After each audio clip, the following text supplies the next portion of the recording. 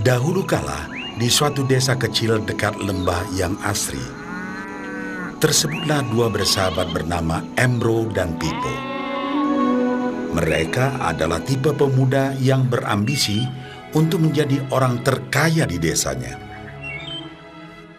Mereka kerap membicarakan impian dan ambisi mereka itu akan kekayaan, kehidupan, dan gaya hidup yang ingin mereka miliki nantinya.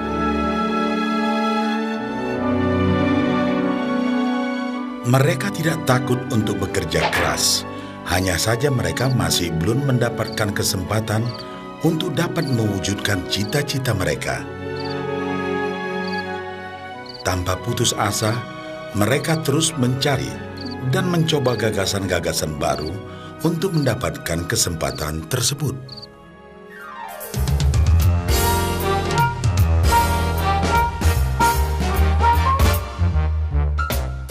Hingga suatu hari, kesempatan itu pun datang. Desa mereka membutuhkan lebih banyak air. Oleh karena itu, kepala desa mempekerjakan Embro dan Pipo untuk mengambil air dari mata air di gunung untuk dibawa ke tempat penampungan di desa. Mereka akan dibayar sesuai dengan banyaknya air yang dapat mereka bawa. Maka mereka berdua pun menyambut dengan baik kesempatan ini. Embro dan Pipo pun segera melaksanakan pekerjaan tersebut dengan bersemangat. Setiap hari, sejak pagi hingga sore, mereka bergegas menuju mata air dengan membawa ember masing-masing. Mereka bekerja keras untuk membawa air sebanyak mungkin ke tempat penampungan air di desa.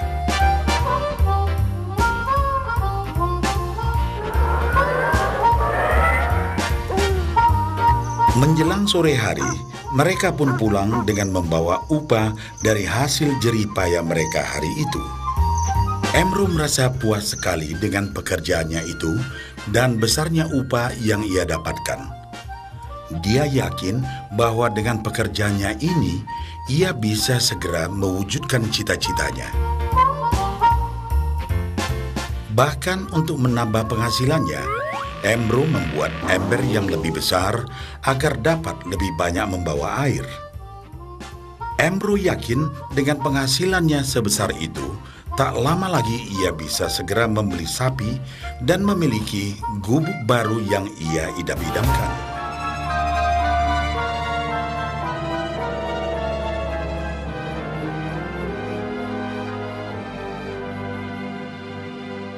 Lain halnya dengan Pipo. Dia merasa tidak nyaman dengan cara yang mereka lakukan itu. Ia mencari cara yang lebih nyaman untuk mendapatkan lebih banyak uang. Suatu hari, Pipo mendapat sebuah gagasan.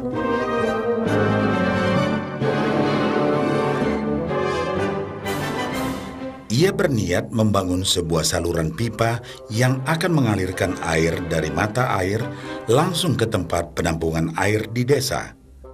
Dengan saluran pipa tersebut, ia akan mendapat lebih banyak air tanpa perlu lagi membawa ember ke mata air.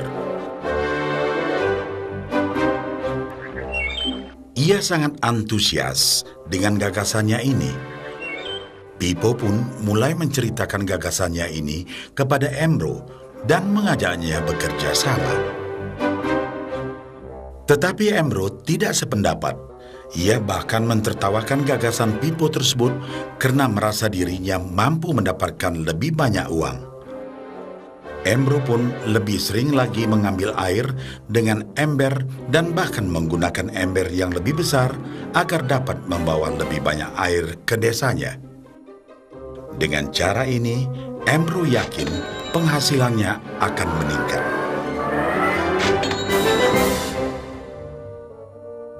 Pipo akhirnya memutuskan untuk mewujudkan sendiri gagasannya itu. Dia mengerti bahwa tidaklah mudah untuk membangun dan menyelesaikan saluran pipa tersebut. Dibutuhkan beberapa tahun untuk bisa menyelesaikan dan menikmati hasilnya. Namun tekadnya telah bulat. Ia pun tetap bekerja mengangkat air dengan ember setiap hari seperti biasa.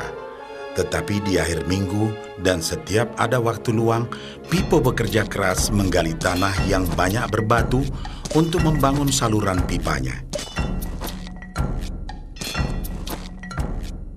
Pada bulan-bulan pertama, hasilnya hampir tidak kelihatan. Orang-orang desa mulai banyak mentertawakan dan mencemooh Pipo. Mereka menjulukinya Pipo si manusia saluran pipa.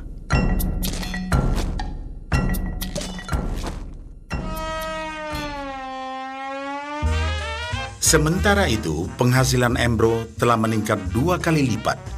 Ia sudah berhasil membeli sapi dan memiliki gubuk baru yang lebih besar. Gaya hidupnya pun sudah mulai berubah.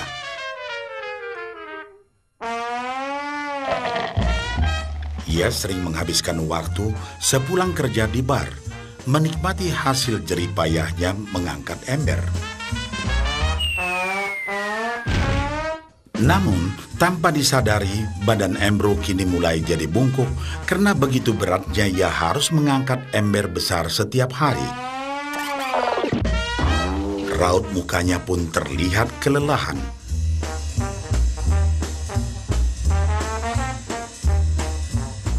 Semakin hari, semakin sedikit air yang dapat dibawanya karena tenaganya berkurang seiring bertambahnya usia.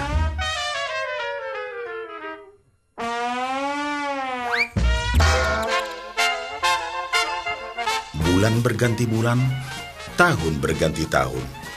Dan akhirnya, Pipo berhasil menyelesaikan saluran pipanya.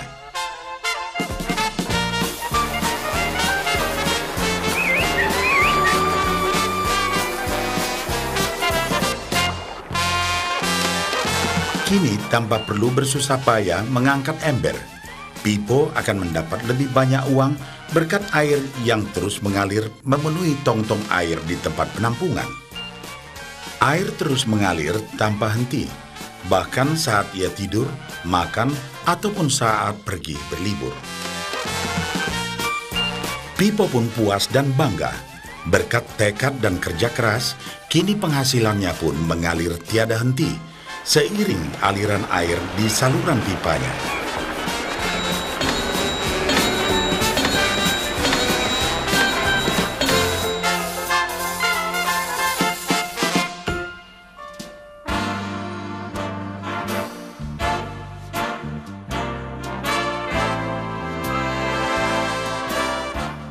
Setelah melihat cerita Embro dan Pipo, kita sadari bahwa cerita mereka menggambarkan kehidupan kita.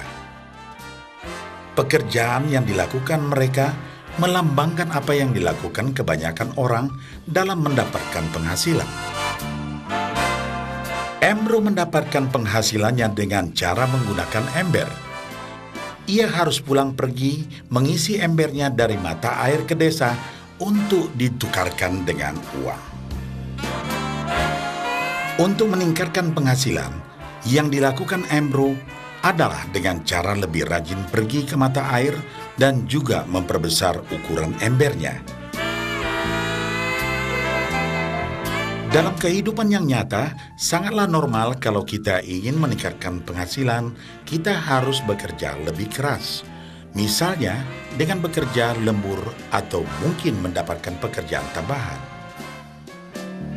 Kita juga dapat memperbesar ember kita, yaitu dengan menerima posisi pekerjaan yang lebih tinggi. Sebagian besar dari kita menukarkan waktu kita untuk mendapatkan uang.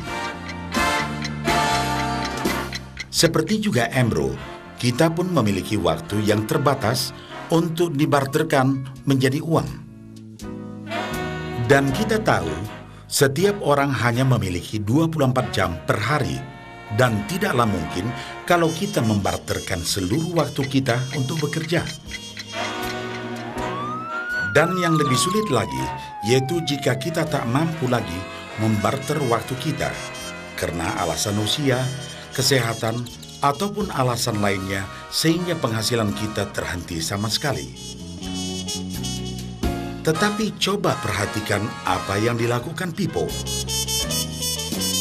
Secara bijaksana, Pipo tidak membarterkan seluruh waktunya hanya untuk mendapatkan penghasilan yang terbatas. Tetapi dia menggunakan sebagian waktu yang dimilikinya untuk membangun saluran pipa, karena dia tahu bahwa saluran pipa ini akan mendatangkan penghasilan yang berkesinambungan tanpa dia harus membarterkan seluruh waktunya. Dia tahu bahwa suatu hari nanti, mungkin karena alasan usia atau kesehatan, dia akan tidak dapat lagi membarterkan waktunya dengan uang. Sedangkan bila ia mampu mewujudkan gagasan saluran pipanya itu, dia hanya perlu bekerja keras sekali saja untuk membangun saluran pipa. Setelah saluran pipa selesai, maka penghasilan akan terus mengalir bagi Pipo. Pipo telah menunjukkan kepada kita bahwa untuk mendapatkan penghasilan, kita tidak selalu harus dengan cara barter waktu dengan uang. Ada cara lain yang lebih baik. Bagaimana dengan Anda?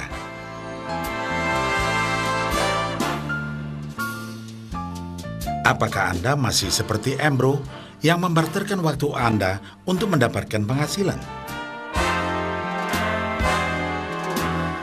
Atau Anda ingin mengikuti jejak Pipo dengan mulai membangun saluran pipa untuk mendapatkan penghasilan yang berkesinambungan?